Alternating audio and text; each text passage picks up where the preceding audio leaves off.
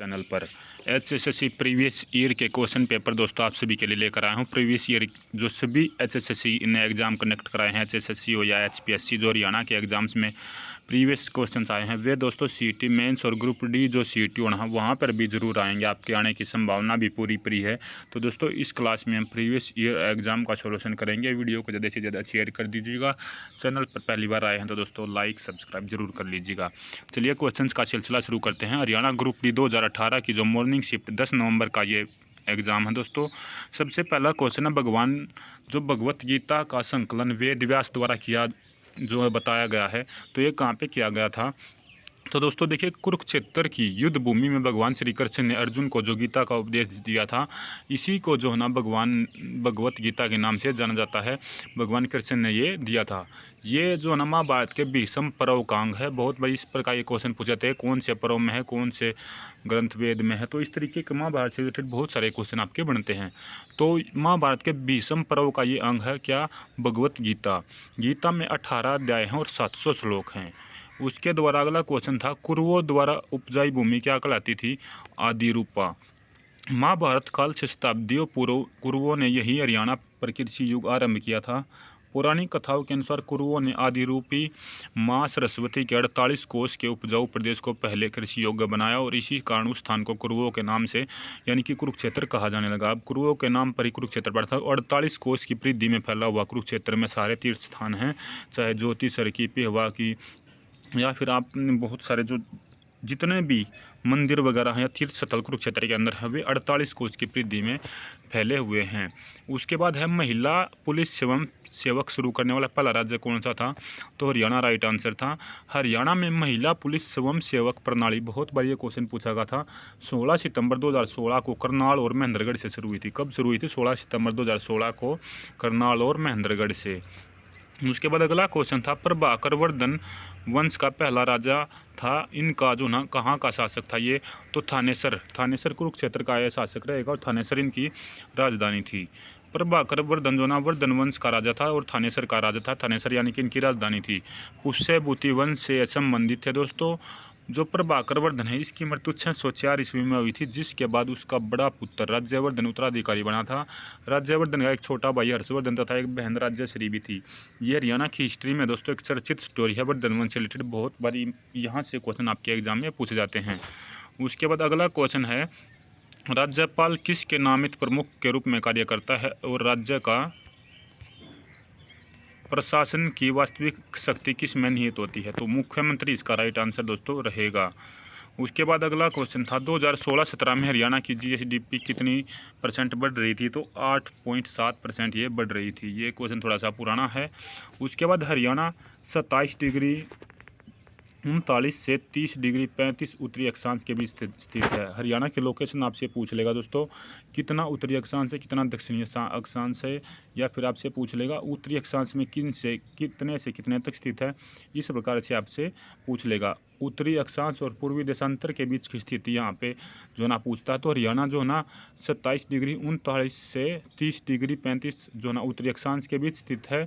और अगर आपसे पूछ ले पूर्वी देशांतर, क्योंकि अक्षांश और देशांतर में ही दोस्तों भारत के साथ साथ हरियाणा भी बटा है, आपका 74 डिग्री 27 से 77 डिग्री 36 जो ना पूर्वी देशांतर के बीच ये स्थित है। तो ये हरियाणा की लोकेशन रहेगी। इतने एरिए में इतनी डिग्री जो ना पर ये फैला है। उसके बाद रबी की फसल अक्टूबर के अंत में बोई जाती है। पूछ लेगा रबी की फसल की बुआई कब होती है, कटाई कब होती है। इस प्रकार की फसलों से रिलेटेड भी क्वेश्चन पूछे जाते हैं। तो रबी की फसल अक्टूबर नवंबर में बोई जाती है तथा मार्च अप्रैल में काटी जाती है। इस फसल में गेहूँ, जौ, चना, सरसों, मटर, आलू, राई, धान, जई आदि जो बोई जाती है। तो देखिएगा रबी की फसल में दोस्तों जो ना अक्टूबर नवंबर में बोई जाती है, अप्रैल में काटी जाती है। इस फसल में गेहूँ, जौ, चना, सरसों, मटर, आलू, राई, धान यहाँ पे गलत दोस्तों, धान नहीं आएगा क्योंकि धान अलग है, ये खरीफ की फसलों में आता है। लेकिन और शायद कुछ इसका हो सकता है, लेकिन धान जो चावल की खेती वो इसमें नहीं आएगी। तो जई आदि ये बोई जाती हैं। उसके बाद बात करता हूँ मैं हरियाणा नगर निगम संशोधन विधेयक कब पारित किया गया था, तो 2016 में ये पारित किया गया था। इस संशोधन में शहरी स्थानीय निकायों के पदाधिकारियों के लिए शिक्षा एक अनिवार्य योग्यता बन गई है। शहरी स्थानीय निकायों के चुनाव में उम्मीदवार का किसी मान्यता प्राप्त संस्था, बोर्ड से मैट्रिक तथा महिला अनुसूचित जाति उम्मीदवार के लिए न्यूनतम योग्यता मिडल तथा अनुसूचित जाति के महिला उम्मीदवार के लिए न्यूनतम योग्यता 5वीं पास इसमें की गई थी। तो हरियाणा ऐसा दूसरा राज्य था दोस्तों जिसने अपनी पंचायती सिस्टम प्रणाली में शिक्षा प्रणाली जो है लागू की थी। पहला राज्य राजस्थान था, हरियाणा दूसरा था। भूतेश्वर मंदिर किस जिले में स्थित है? तो जींद जिले में भूतेश्वर मंदिर रहेगा। उसके बाद ये है दोस्तों, भूतेश्वर मंदिर का जो निर्माण है ना 1778 से 80 के बीच में जींद के रियासत के राजा रघुवीर सिंह के घराने ने रानी जो रघुवीर सिंह घराने की रानी थी इन्होंने करवाया था। हरियाणा का वह जिला जहां सबसे कम वर्षा प्राप्त होती है, तो सिरसा राइट आंसर रहेगा। दोस्तों वीडियो को ज़्यादा से ज़्यादा शेयर करते रहिए। हरियाणा का प्राचीन महाकाव्य कौन सा है? भगवत गीता। भारत का भी सबसे प्राचीन यही है दोस्तों, भगवत गीता। श्रीमद् भगवत गीता का दूसरा नाम गीता उपनिषद भी है। वर्ष 2017-18 के लिए हरियाणा का बजट किसने पट पर रखा था? तो वित्त मंत्री थे कैप्टन अभिमन्यु दोस्तों। उन्होंने मनोहर लाल की सरकार में 19-20 का बजट प्रस्तुत किया था, लेकिन अब ये आंकड़ा बदल चुका है। उसके बाद अगला है, पृथ्वीराज रासो चंद्र बरदाई द्वारा लिखा गया था। पूछ लेगा किसने लिखा था? चंद्र बरदाई ने। पृथ्वीराज रासो में पृथ्वीराज चौहान के जीवन और चरित्र का वर्णन किया गया था। यह 2500 पृष्ठों का हिंदी भाषा में लिखा एक महाकाव्य है जिसमें 69 अध्याय हैं। उसके बाद है, कवि मालदेव हरियाणा के डैश के कवि थे? ये क्वेश्चन पूछा जाता तो हिंदी के कवि थे। हरियाणा की राजधानी है चंडीगढ़। 1 नवंबर 1966 को पंजाब, हरियाणा और हिमाचल प्रदेश के पुनर्गठन के बाद चंडीगढ़ को पंजाब एवं हरियाणा की राजधानी घोषित किया गया था। शिवालिक की पहाड़ियाँ किस जिले में स्थित है? तो अम्बाला जिले में स्थित है। क्वेश्चन के हिसाब से अम्बाला था, लेकिन शिवालिक की पहाड़ियाँ अपने अम्बाला, पंचकुला और यमुनानगर जिले में फैली हुई। 100 ट्रिक है पे, जैसे फ़ोन पे, पेटीएम, इस तरीके से आप ट्रिक ध्यान रखना। पे, पंचकुला, अम्बाला, यमुनानगर में। हरियाणा का राजकीय पक्षी ब्लैक फ्रैंकलिन है।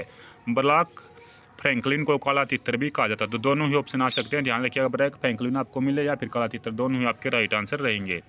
हरियाणा के राज्यपाल की नियुक्ति राष्ट्रपति द्वारा होती है। राज्य की कार्यपालिका का प्रमुख राज्यपाल होता है, जो मंत्रिपरिषद की सलाह के अनुसार कार्य करता है। राज्यपाल की स्थिति राज्य में वही होती है जो केंद्र में दोस्तों जिस तरीके से राष्ट्रपति काम करता है। राज्य का संवैधानिक प्रमुख राज्यपाल होता है और राज्यपाल की नियुक्ति मुख्यमंत्री की सलाह के बाद राष्ट्रपति करता है। देवी भवानी अम्बा का मंदिर किस जिले में? तो देवी भवानी अम्बा से ध्यान रखिएगा, अम्बाला जिले में ये है। द्वापर काल में पांडवों ने माँ अम्बालिका और अंबिका की याद में भवानी मंदिर का निर्माण अम्बाला में करवा था और इन्हीं के नाम से अम्बाला जिले की स्थापना हुई थी। माँ अम्बा, अंबिका या फिर अम्बालिका, ये ध्यान रखिएगा। हरियाणा को भारत की गेहूं की टोकरी कहा जाता है। ये क्वेश्चन भी कई बार आ चुका है।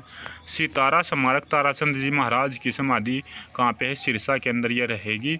सितारा यानी स्टार स्मारक भिवानी में 5वीं राधा स्वामी गुरु संत ताराचंद जी महाराज की, माफ कीजिएगा दोस्तों, ये सितारा स्मारक है, ना कि अलग। जो सिरसा में है वो अलग है दोस्तों। ये स्मारक ताराचंद जी को जो समाधि ना वो आपकी भिवानी के अंदर, ये ध्यान रखिएगा। जो बड़के महाराज के रूप में प्रसिद्ध है वो सिरसा के अंदर आपका अलग क्वेश्चन है दोस्तों। मैंने समझ गया कि ये वो क्वेश्चन है, लेकिन जो ताराचंद जी महाराज है इनकी है आपकी भिवानी के अंदर, ये ध्यान रखिएगा। उसके बाद है, किस प्रकार की मृदा में जल धारण करने की क्षमता सर्वाधिक होती है? तो चिकनी मिट्टी राइट आंसर इसका रहेगा। तो आज इस वीडियो में दोस्तों यहीं तक करते हैं।